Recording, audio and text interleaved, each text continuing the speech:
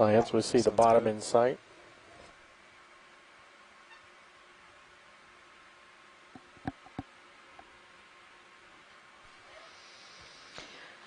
Okay, good morning, everyone. This is Amy Wagner from coming to you from the Okeanos Explorer, 100 miles offshore from the Florida coast, and we have reached the bottom. Thank you for bearing with us this morning. We've had our pilots had to deal with some kind of gnarly currents. We had a pretty good storm last night, and the surface current was going in a different direction from the bottom current. So we had some ship positioning and then transiting to get to our first waypoint. Okay. And you But guys as are you good can with the heading see, change? we're here. Yes. Yeah. So Okay. Copy that. And Bridge, I am this is joining ROV Amy now. today. I'm Alexis Weinig. We are on the I am bottom from now, Temple and University, are, and I'm the good for heading bio lead change. for this expedition. Amy, do you want to give us a quick Copy that. Thanks, Bridge. outline of today's dive and what we'll be doing? Sure thing.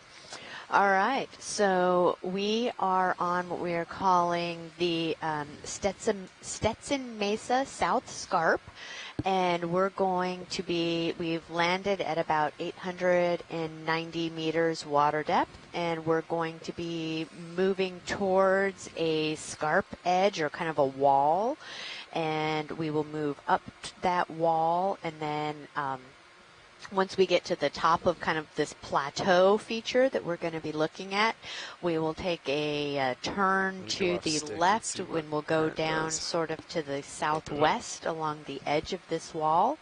We should expect to see, or we do expect to see a bunch of coral and sponge species along the edge of that wall. It should be it's a relatively steep feature.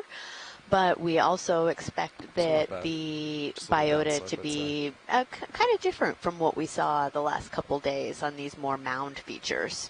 Yeah, and yeah, we're hoping for corals and sponges, but we'll see what we get. Sometimes, yeah, exactly. Yeah, or they might be in kind of zones. So sometimes they differentiate by depth, and we'll be moving up 100 meters today, so we might see a little bit of that zonation.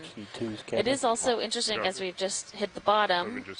This is a lot of coral rubble, which is what we've seen on the last couple dives. Yeah. Maybe more so than I was expecting around these more scarp or ridge-like features. So, yeah, definitely not quite as soft as I thought we would have down here. Yeah. And usually when we see this coral rubble, that tends to indicate the remainder while I'm pilot that we have coral somewhere growing above us, not too far. Yeah. So we'll see. All right. Should we see who's on the line with us this morning? Yes, if we have any scientists that are on our audio line, please go ahead and introduce yourself.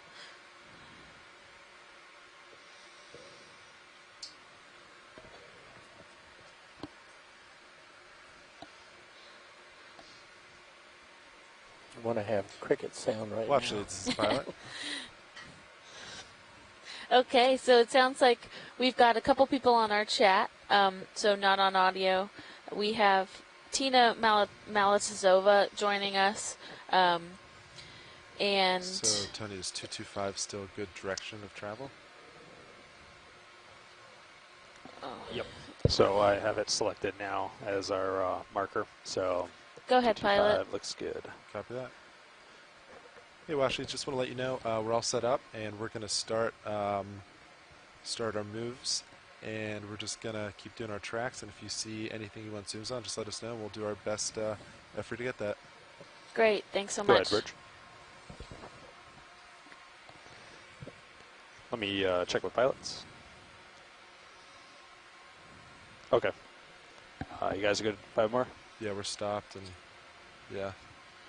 Okay, we're good. And if dive soup is good, go for it. We also have Mashkour Malik from NOAA joining us, and Adrian Copeland, who is our web coordinator for this expedition, joining us at the NOAA office in Silver Spring. So we're going to, as you heard the pilot say, we're going to start on our track, which essentially just means going along the seafloor until we reach the base of this scarp feature, and then we'll start that vertical ascent up the wall. But it does look like even if it isn't recent coral, there was coral at some point that was live in this area that has populated all of this sediment with coral rubble. Hey, Watch 2, how's it going?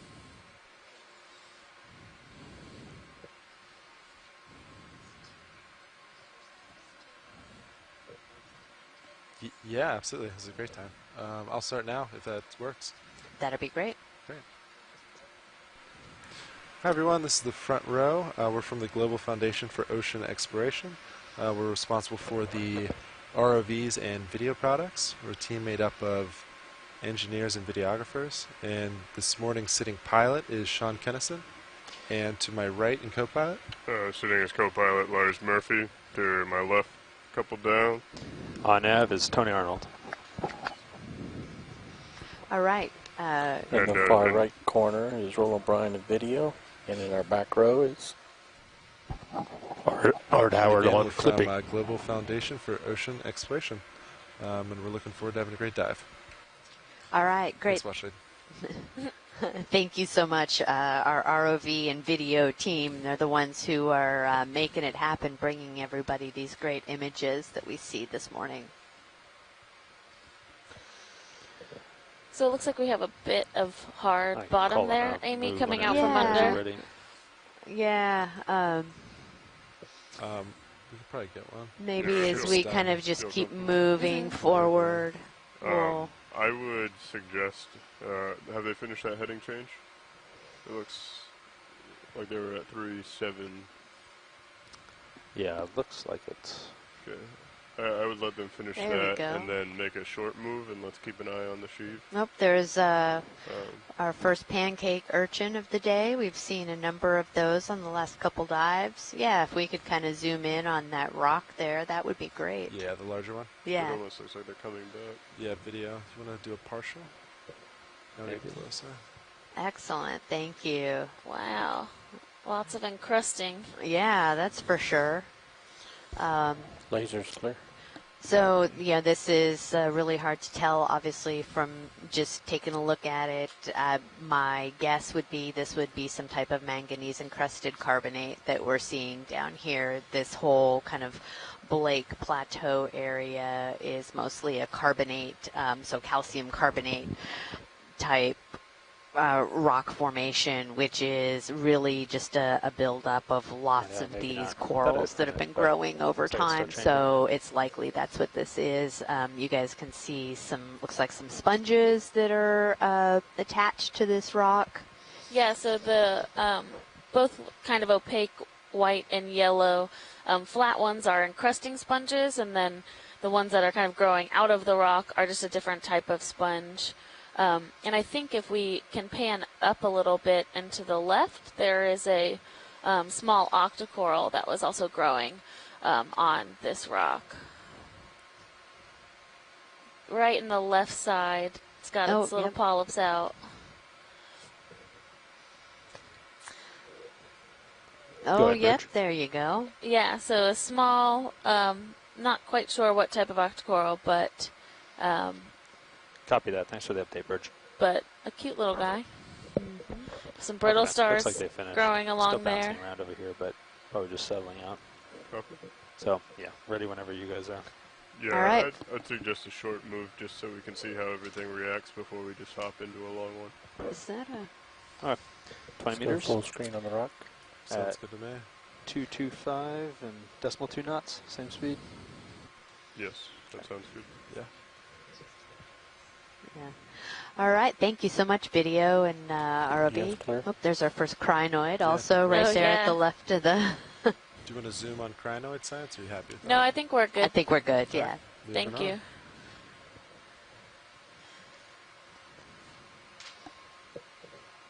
Bridge is the RV nav. I'm going to work on, so Like we've to seen a go couple of ahead these and pancake request a ship urchins, move. and they have been Range 20 meters. they have been identified for us by 225, a couple of our speed, decimal scientists, 2 but knots. Chris Ma is kind of our one of the most knowledgeable echinoderm specialists, and I believe those are Aerosoma is the genus. Yeah, Does that that right? sounds right. Okay. So that is a Aerosoma sea star. I'm sorry, a kind urchin.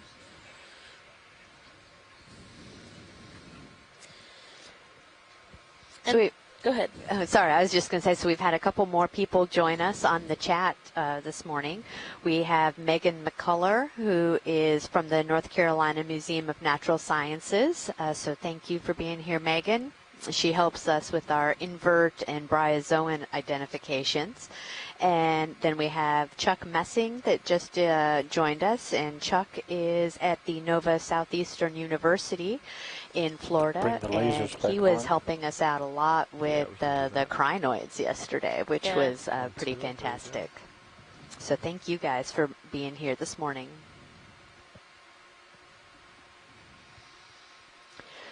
So if you guys, those of you that are watching at home, if you see these two little red dots in the center, these are lasers to give us an idea of the size of the features that we're looking at. Fish center. So there's a little fish down there that you can see. What is that? Probably a little, is that a rat tail? I think it's Nizumia. Okay. Yes, a small rat tail species that is common among these cold water coral areas. Okay. So yeah, so those two little dots are 10 centimeters apart, so it can give you an idea of, the size of the organisms and, rock or coral or, whatever it is that we're looking at. So yeah, a cute little rat tail hanging out this morning. Yeah, and these close zooms really do help our fish biologists on shore when they're able to go back and look at this data to identify these fish. Like we have seen, it can be difficult to collect mobile organisms, so we rarely get fish with an ROV, but the video itself is generally sufficient to be able to at least get to genus level.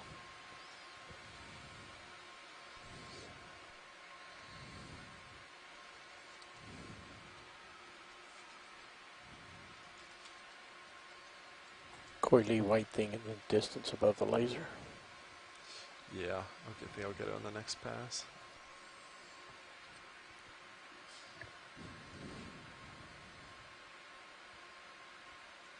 And so we are currently on the second leg of what we are calling the Windows to the Deep 2019 expedition. So our first leg, we started on May 30th, and that was a mapping cruise. So we had our mapping team out here going with the ship to do a lot of, to create the maps that we use to decide where we are going to dive. Most of the seafloor is actually unmapped, and so before we can actually put the ROV in the water, we need that bathymetric data to inform us where would maybe be best to go.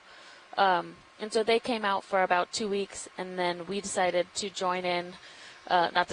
We got to join in for this second leg where we have the ROV out for 21 days. Yeah, so we're going to be working our way all up this southeast continental slope area, and looking forward to seeing the diversity as we work our way north. So what are we seeing here, Alexis? These are sponges, so I think they're hexactinyllids, so glass sponges, and a couple different varieties. These more like fan-like ones, and then you want to snap it right there? The smaller ones. There's a shark in the background as well. Yeah, I think there was just a shark that we saw. Over there, a couple of them, it looks like, over there to the right. They look I'm not going to say yet until we look. But we saw a couple sharks yesterday, too. So. In the current. Quick, yeah, you want to zoom on that? And it does look similar to what we saw yesterday. Co-pilot, let me know if I... Copy that, I got eyes on. Yeah, so we had... Alright,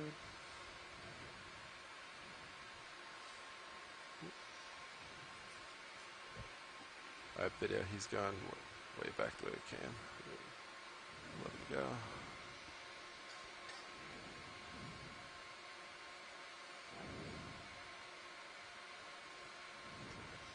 So we had someone online yesterday that said that not entirely sure, and it's really hard to get a positive ID from such a quick glimpse, but that it might have been what we call a gulper shark, which is kind of a type of dogfish. So, that's, again, we saw a few of those yesterday, so maybe we'll see a few more swimming around, get a better shot of one of them.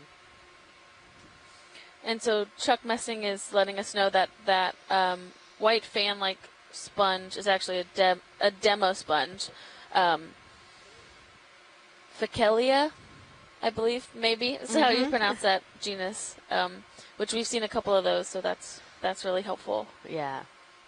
Yeah, so here you can see we have some stuff that's growing on some of these harder surfaces, a little bit of outcropping of probably some carbonate rock. And, as we move towards our wall of the feature we're heading towards, and we see more of this hard bottom, we should start to see more of these corals and sponges that are attached to it, because all of these, benthic organisms that are growing, they need to have a hard surface to attach to. So it's really, we have some of this coral rubble where we see some of these small things, but if the currents pick up too much, then there's a little skate that's coming into view there. Oh, yeah. Just bottom left. Again, we saw a couple of these yesterday. Would a come partial video? Yeah, that'd be great. Yeah, so again, those lasers helping us out a lot with getting a size estimate, so probably about 10 centimeters or so across. Yeah, and yesterday, Kenneth Sulek had discussed some of why you might see this type of coloration on these skates, and the kind of spottedness gives them what's kind of known as a disruptive camouflage, so it makes them a little bit more difficult to see, especially because there's not much light down here, if any, but there is, but we don't know exactly how other organisms are perceiving the colors that these skates have on them. I think I just saw some fins underneath that he sort of used like feet. I Video, saw I that think, too. yeah. Any more video, you can take it. This does look different from yesterday's. The front side of that skate has kind of that white rim, but I don't know if the ones yesterday were Slight exhibiting. tilt up. Yeah, so when it moves, watch it. Yeah, Oh, yeah. It has like little feet under there. Kind of which like is- those frogfish. How Yeah, interesting. It's crazy. Oh, Whoa, oh, so it's like back fins kind of also act as little hind legs. hind legs. That's cool. That is really I've cool. never seen that before. It's cool to see him move. I think yesterday we just kind of sat there. Yeah.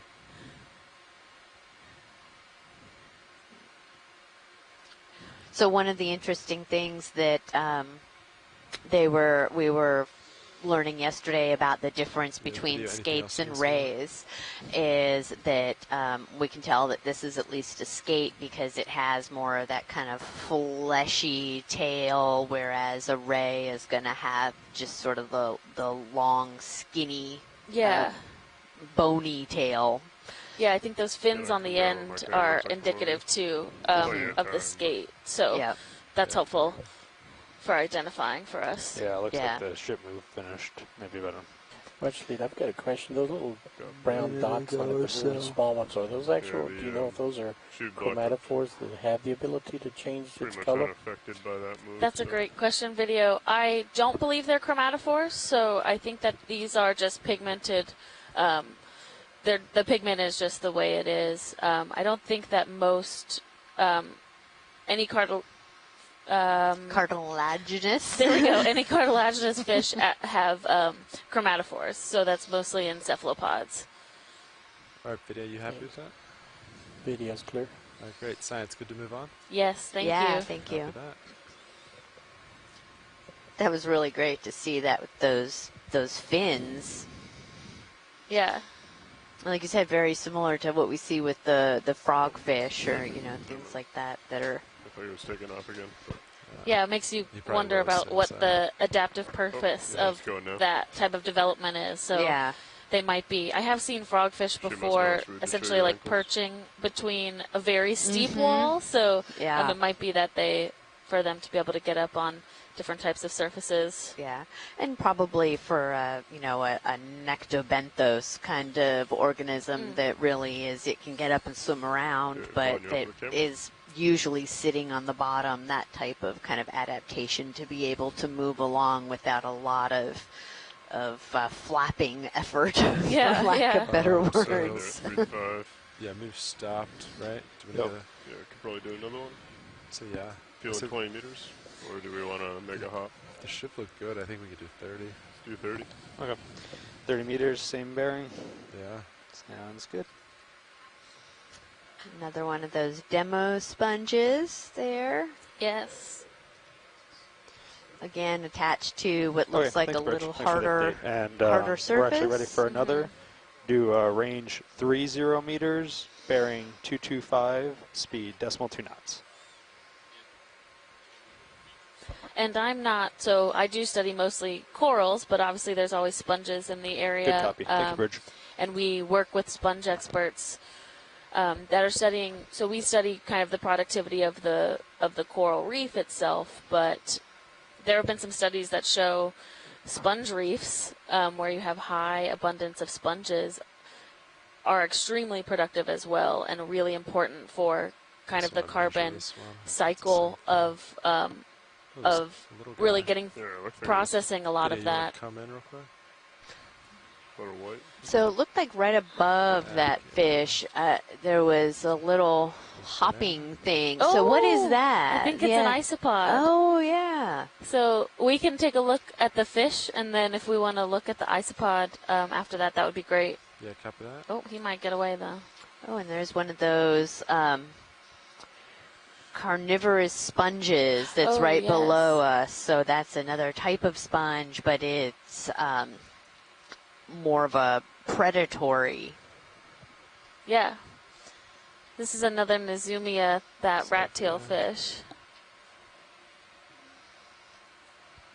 Yeah, so all kinds of... I know, sometimes you forget how much biology is hidden. What other object was referring? Or camouflaged well, I guess. Yeah, exactly. I'm going to move forward and look at the other one. Great. We have an urchin there, too. There's an urchin. I don't see it anymore. No. Oh, so right there on it is. the right. Yeah. Sorry, upper right from the urchin. You see that little patch of sand? Upper right of the patch of sand. There's a little white... Right there? Yep, that would be right it. Between the lasers. Yeah, video come partial, and then we get closer to it, yeah. So what is an isopod? An isopod is an arthropod, so in the same family as crabs or things like that, but just a different type. And they kind of look like underwater roly-polies. That's how a little pill bug. Yeah, think of them. I don't know what species this is, but they are. Sometimes there are species that can get very large. Yeah. So we're looking at one that's a couple centimeters, or trying to. There he goes. Oh, there he goes. Yeah. Science, do you want me to try to follow it or keep moving on? We can keep moving on. Yeah. He might be pretty elusive. Yeah. Close up. We don't see these very often. Okay. Or. We want to keep moving with the ship, though. It might put us behind if we keep chasing it.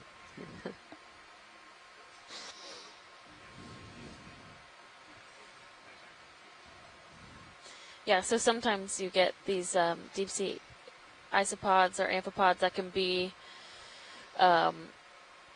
like a foot in length. Yeah. So Bathymodiolus is a isopod, the giant isopod, which those are really fun. We have one preserved in our lab at Temple. Oh, wow. Yeah. The largest one that I've seen in person was maybe, I don't know, 3 or so inches. So what is that? It's about 10 centimeters or so, a little less than 10 centimeters. And that was, you think of one of those roly-polies or type critters that have the segment, and it was really pretty fascinating to see. Yeah, they can be a little, for me, a little intimidating. Yeah.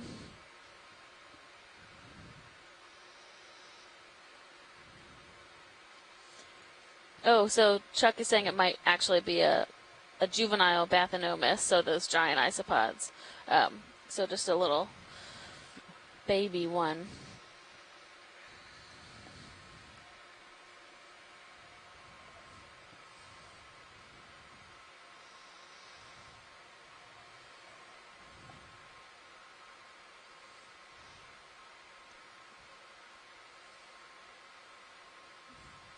There is still a lot of coral rubble here, and we are farther east than we were yesterday.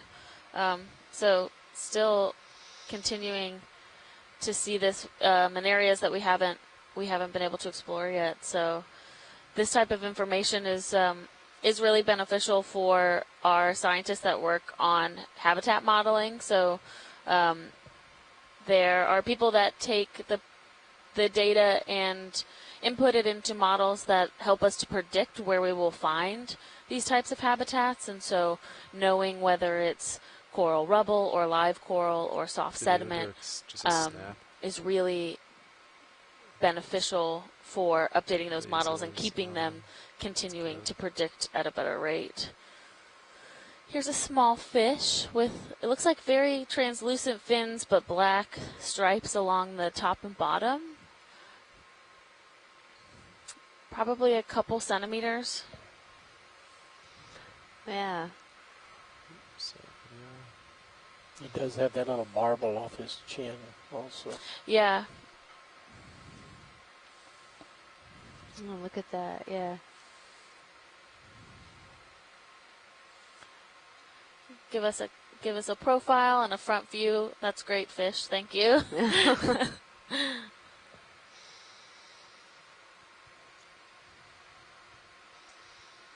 Yeah, as Alexis was saying, it's really important to get these nice tight shots so that the fish experts on land can get a good identification of the genus and species of fish that we're looking at. Copy that. And come wide. Keep moving on. Yep.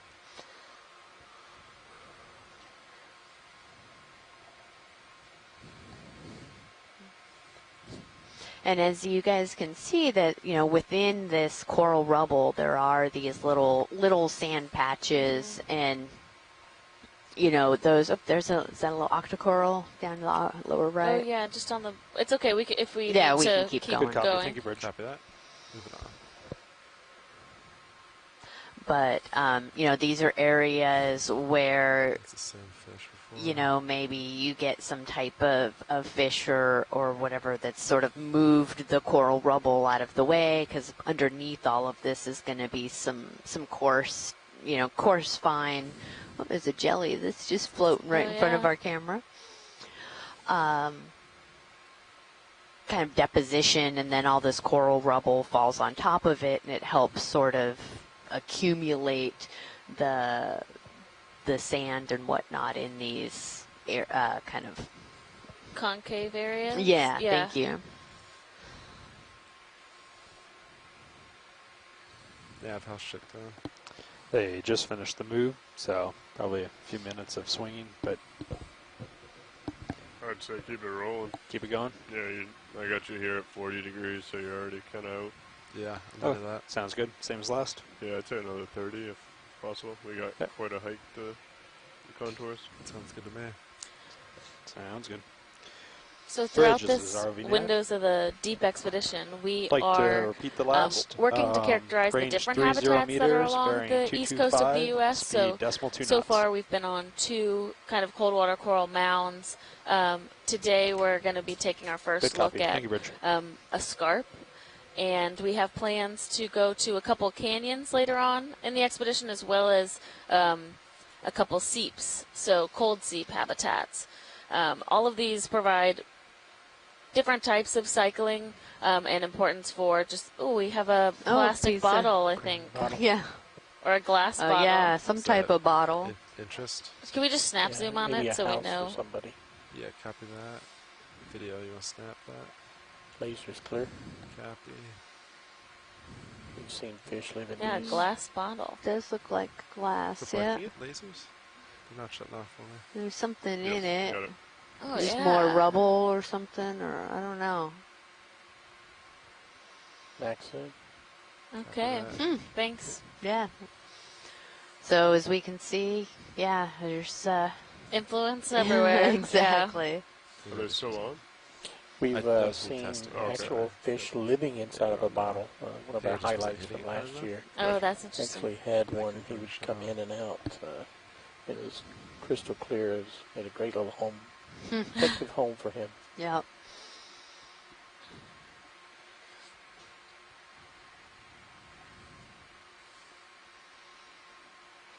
But yeah, so we'll be working, as we work our way up the coast, we'll be exploring a couple different types of habitats, hopefully with quite a nice variety Yeah, of that cable biology angle and really is not geology great along the once way. you start moving. And we have a couple Yeah. marine archaeology That's about targets what it as has well. been. So in a couple Yeah, it days, seems to we'll be drop a heading little to our bit, first, though, onto when our they're not first moving. archaeology And then dive. it, We're Or potential kinda yeah, archaeology sorry, that's dive. what, Yeah. beyond the cover. Yeah. through When we the move, it's bathymetry gone that was over a little bit collected further. on the last then it'll cruise. They kinda were able to settle map back, an area where they think more that towards the there middle of might the be a bumper.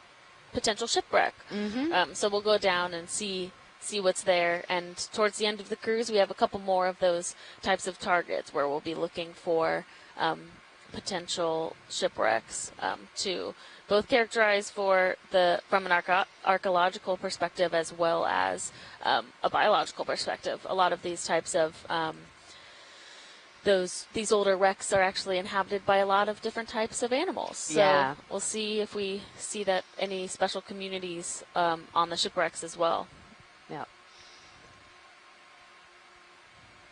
And yeah, while we definitely do not want to be adding more things to the seafloor, we will say that these organisms, if in those bottles or shipwrecks or whatever it is, they do tend to inhabit them and make homes of them, whether they're good or bad homes. I even have seen like hermit crabs that are living in. Oh, is that another little?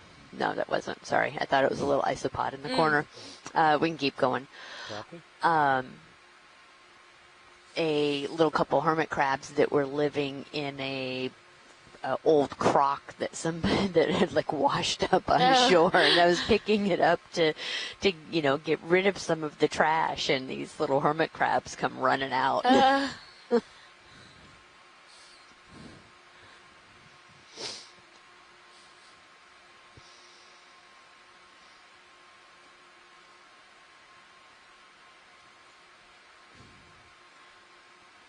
Yeah, a lot of rubble. Not quite so many octocorals, which will be interesting to see if we see them more on the more permanent scarp. Yeah, because we are kind of behind this feature as we're moving towards it. It's best for our ROV pilots to be a little sheltered from the current. So we're going to be heading into the current and up our feature. And so a lot of those corals really like to be in the higher current where they're getting a lot of the nutrients through it. We're also just kind of east of the we're still within the Gulf Stream, but we're a little farther east than we have been. So that's another important aspect of this is kind of seeing where they are relative to the Gulf Stream, the strongest current that's running up the coast. Yeah, definitely. A lot of this type of site characterization, as well as other other NOAA partner projects, are really looking into how much influence does the Gulf Stream have within the deep sea. So the Gulf Stream runs at the surface of the ocean, but we are 800 meters down, and you can still see some of that influence. And with the nutrients coming down from that really productive surface water, that can really foster life down in these areas. So it's interesting to know if you are directly under the Gulf Stream, are we seeing more dense life, or just a little bit off to the side of the Gulf Stream? Yeah. Are we seeing any differences between those areas? And the Gulf Stream is an interesting. Good copy. Thank you, Bridge. I don't want to call it a beast, but it is a seriously strong current that runs from the south all the way up to the north and kind of goes around towards Europe. Mm-hmm. So it's a really large system that not only has influence in the ocean, but also has influence up in the atmosphere as well. Yeah. Yep. So there we have another kind of those black rocks. Mm-hmm. So we finished that last move. So if you're still out there a ways, we can get another one in or wait a bit. Let's see. Let's say if we do another, we should have it at maybe only 20 meters. Yeah, so the Gulf Stream is what we call a western boundary current. And our western boundary currents are really important to bring that warm water from the equatorial tropical regions all the way up towards the north. And doing that because if you think about the seawater temperature and even the climate along the east coast of the U.S., because that's next to that western boundary current compared to where I live in California, which has a current that's going from north to south. You know, you can definitely tell the difference in the influence of those currents in the seawater temperature. Mm-hmm. Yeah, okay. That's Put his true. lay back. And, does it change it all? Yeah, it does. I found myself rising about. That was one of the things that I learned as an undergraduate that just blew my mind, which is less than what it was after is thinking about these ocean currents and how they're all connected in what we call the thermohaline circulation. And it's just one of my favorite things of oceanography. Yeah, do you want to explain thermohaline circulation a little bit? Just those words. Yeah, absolutely. So you can kind of break it apart, right? Thermo is temperature, and haline is from halite, which is salt. So it's taking into consideration both the temperature and the saltiness of the seawater, and that affects the density. So, you know, in essence, the heaviness of it. And so that, you know, as the water moves towards the north, this water in the Gulf Stream is pretty salty compared to our average ocean salinity. So I'm trying to look up and see. Yeah, so we're looking at a salinity of 36 parts per thousand. On here. The surface. On the surface, yeah. We don't know what it, I don't have the readout for the... So it's roughly 35 down at depth. Okay. Yeah, so it's a little bit less salty down at depth, but it's a lot colder. Mm-hmm. So your colder temperatures are more like a dense. Little eel potentially. Oh yeah. Was that a snaffabranchid? It might be a snaffabranchid. It doesn't look like it has the side fins like the snaffabranchids do, unless oh, it does. Yeah, I think it's a snaffabranchid. Okay. Which again are pretty common eel species around these cold water coral habitats, and they can often be their distribution can be influenced by oxygen, and our oxygen down here is at about 4.8 milligrams per liter, which is relatively normal, a little bit low. There's another one off to the right for oxygen concentration, but these snaffabranchids seem to be pretty happy around this habitat. Yeah. Next time. I've seen a good number of them the last couple days.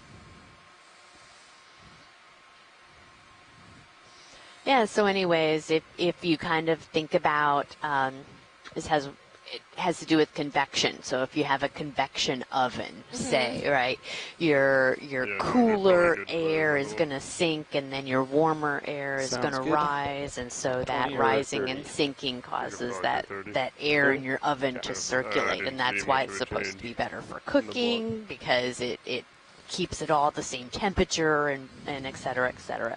Yeah. So in the ocean, we also have this same process where you have this, you know, salty water. It cools as it goes north. It sinks, and then it eventually comes back up to the surface. And that process can take over 1,000 years. Oh my gosh, yeah, that's crazy. And said it was just one of those learning about this. It was like, that is just the coolest thing ever. So the Gulf Stream plays a huge part in the global thermohaline circulation of the ocean.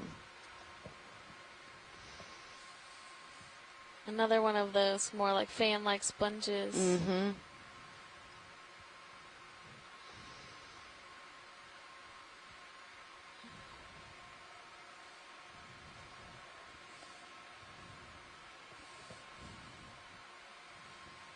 Nav, this is watch lead 1. Go ahead, watch lead. About how many meters are we from the base of the scarp?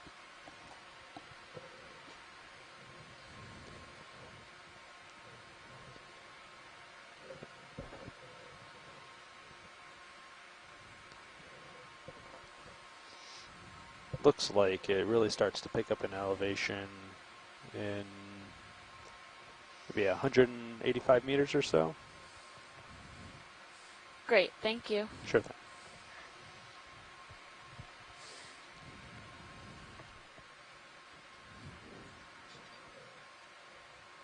Go ahead, watch 2.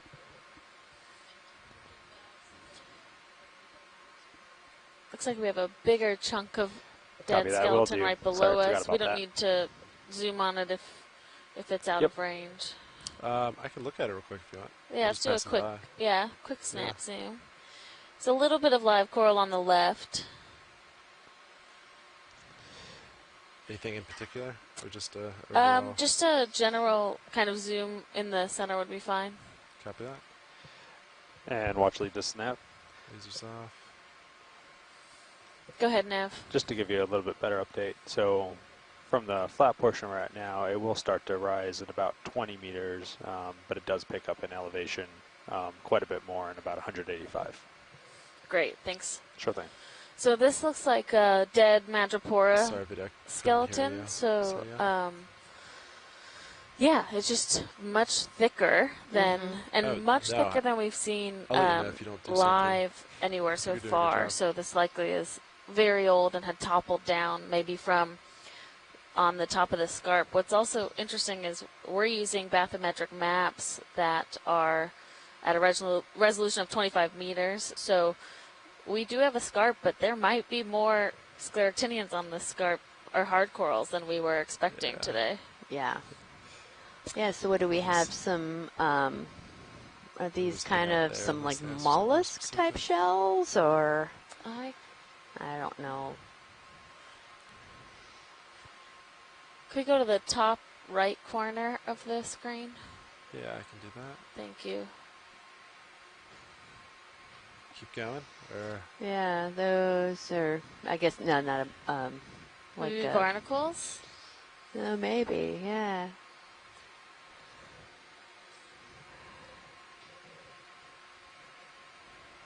Yeah, I think it's a dead barnacle. Oh, okay. Yeah. Thanks, video and and ROV. Yep. Is that all you want from this area? Yeah, let's go ahead and keep moving on. Copy that. But yeah, you look at this, dead coral specimen, and then you zoom in and you just see how much of a habitat it has become for all kinds of other organisms. You know, you're seeing some brittle stars and seeing some little stylastrid corals sitting on it and whatnot. So even though the main bit of coral has died, it's still really important for the entire overall habitat of the region. I'd like it, but I mean, you've had a pretty short flying time. I'm on later too. Are you? Yeah. Yeah, if you don't mind. Yeah, let me set you up in Smato, so we'll switch.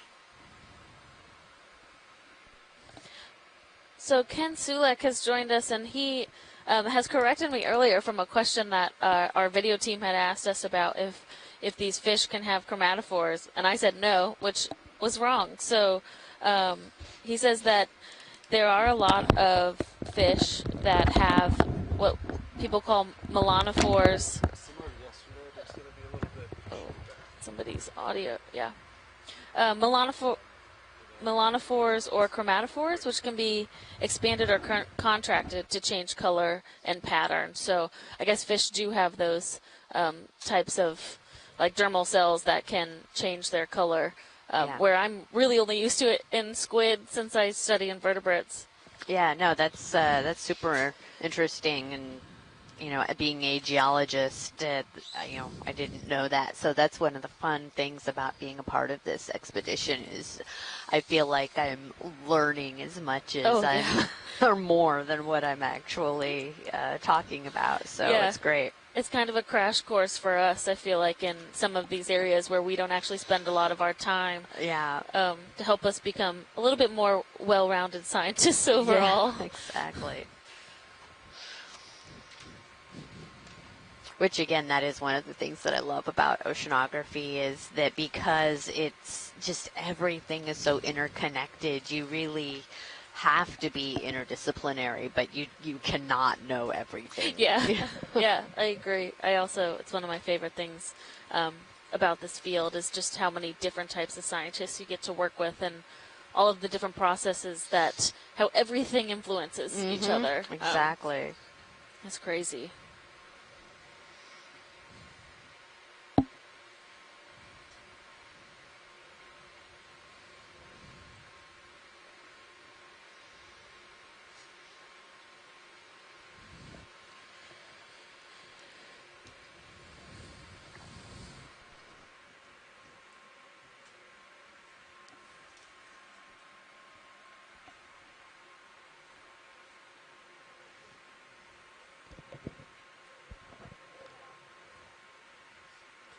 It looks like we're just wrapping up that move. Copy that. Got me at 49.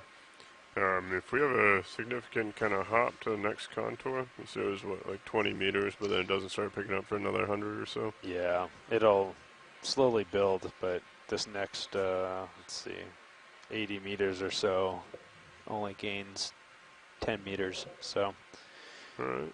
But then it starts to pick up a bit more after that. What do we think about making a large hop, co-pilot? Like 50 meters? I'm fine with that. Just sonar looks good. Give it a little jump. HiPAC's been pretty good with terrain. I'd be fine with that. Yeah, I could go for 50 meters, decimal 2. I'll keep an 225. eye on sure. Sounds good. Video swapping out. Thanks, video. Copy that. This looks a little bit different. Oh, there's science. go ahead and zoom in on that. So we have video swapping out, but I can just get set up for a zoom. Okay, that'd be perfect. Nice. Yeah, so we've got an anemone here. I don't Bridge, think we've seen any of these. If any of our I'd like to get another move in. Range Perfect. 50 meters. so bearing pretty. 225. Speed decimal 2 knots. Yeah, so we're looking at an anemone here, and then there's, I don't know if that's there's something below it. I'm Good not copy. sure. Thank you, Bridge. If we have any of our invert specialists on the line that can help us with this, our Alexis just stepped out to go grab lunch. So you're stuck with your geologist that can say, oh, that's an anemone, and that's about the extent of it. But I do know anemones are a cnidarian, which are related up the line to some of the corals and whatnot. They are an animal. They're predatory. Well, they, will have these stinging cells and will sit there in the current and catch their food as it goes by and bring it into its stomach. Oh, and it will sense, yeah, that was great. It'll probably sense some of the current created by the ROV. And as you saw, it folded in, sucked in on itself. And yeah, there's something, I have no idea what it is, but like a little teeny tiny thing right at the base of that rock that the anemone is sitting on. Copy. Let me stable out here video. So we can zoom in on that little white thing. Yeah. Copy. Oh, sorry, not that one. The thing that's right below the anemone. Zoom out, please, video. Go. Sorry, just dealing with Yeah, so it looks like a little upside down fuzzy thing. Copy. A little baby urchin, maybe? Upside down fuzzy thing? Go for it. Upside down fuzzy thing. See, I told you guys, not dealing with a biologist right now.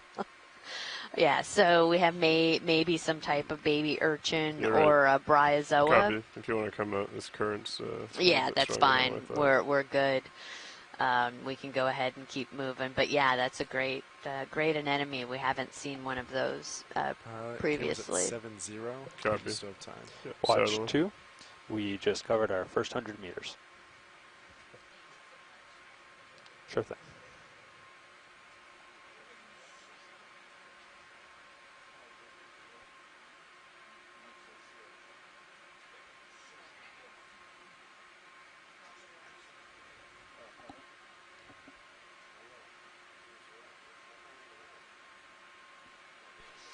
Okay, so those of you guys that are listening, we have just covered our first 100 meters. We're starting to get kind of to the base of this scarp. So we probably have another 100 meters or so before we'll really start to climb. But we should start to see some change in the scenery here.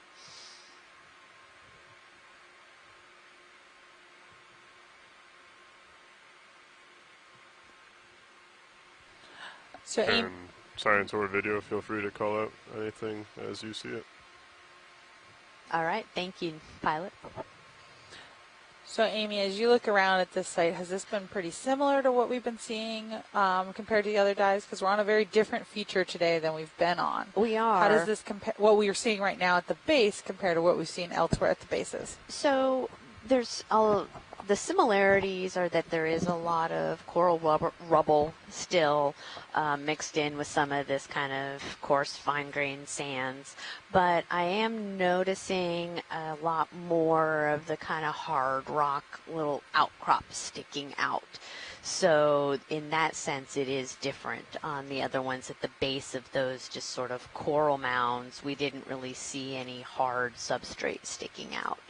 So Purple, blue, different colored things here. sure, we can Any focus interest? in on that, zoom in on it. Copy that. Oh yeah, let's see. Go ahead, video. Just a quick zoom. Here we go, another type of sponge. Yep. Any interest?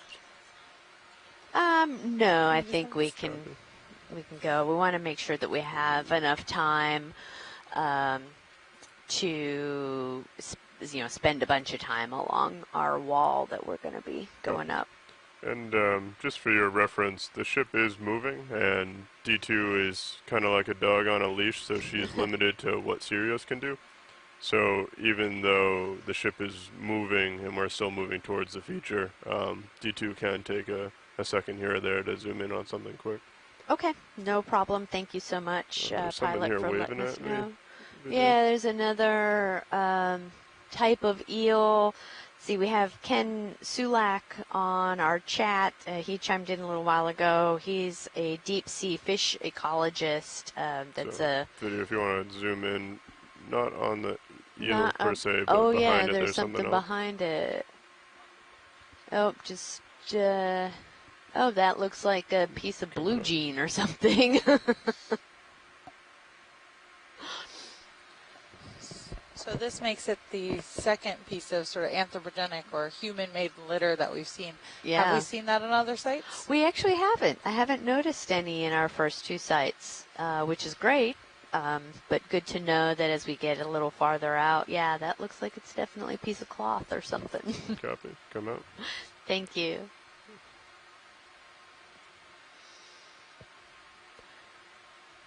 But yeah, Pretty high off the bottom. was saying that we have Ken, who's a emeritus U.S. Geological Survey fish ecologist, and he's helping us with some of our fish ID. So he was talking about previously when Alexis and I were saying that maybe that eel was a Snaphobranchus. He said that that was probably a conger eel. And it has a kind of pigmented tail and a shorter snout. So that's good to know as we move in. Yeah, so this is looking a lot different now than what we've seen before. Another one of those anemones. We can keep moving, but just to note.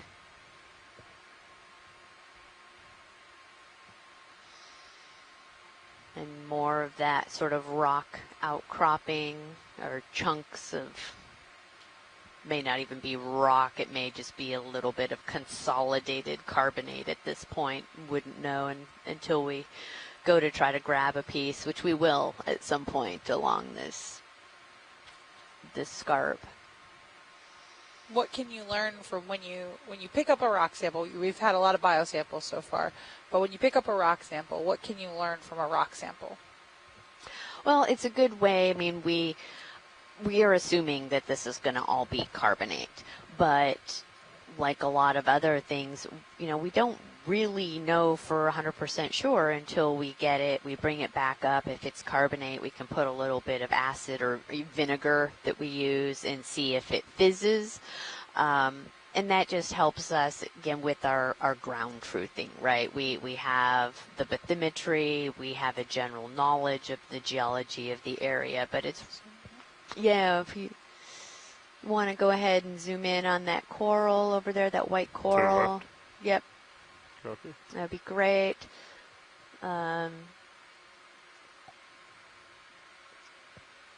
This is, we'll have to get a little closer, whether it's...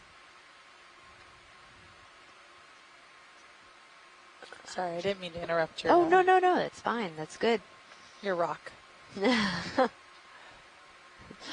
But yeah, it's just really important for ground truthing, knowing for sure what we have here. And so this, I'm going to go out on a limb as we get in closer and say that this is probably a live madrepora. Just based on what we've seen previously. It looks like there's also some really great kind of honeycomb type pattern, whether that's a sponge or a bryozoan. Let's see. Maybe Megan can weigh in on that. Megan Mccullar. Yeah.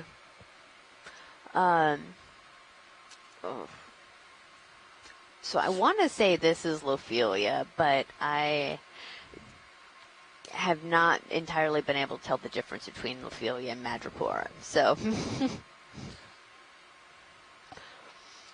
but this is a good example of where you can see the areas where the tissue is alive versus dead, how over time other organisms will colonize that. So even as the coral dies, you begin to build a habitat around that structure and that relief that gets the animals up off the seafloor so they can potentially have better access to food.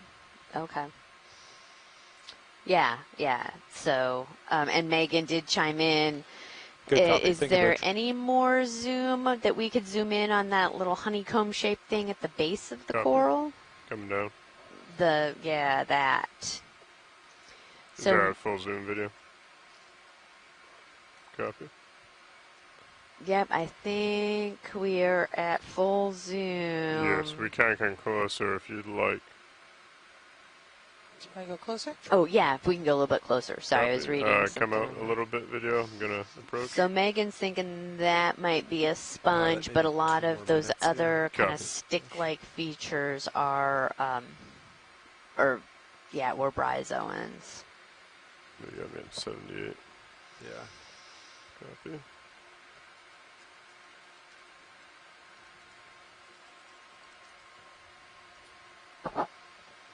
Go ahead and come back in video.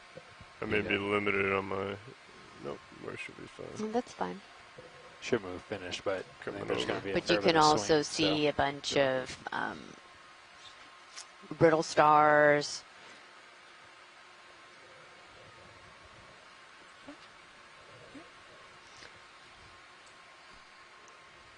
How is that science?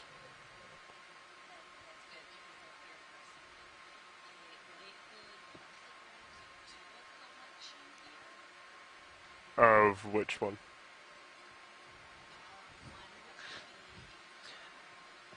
So what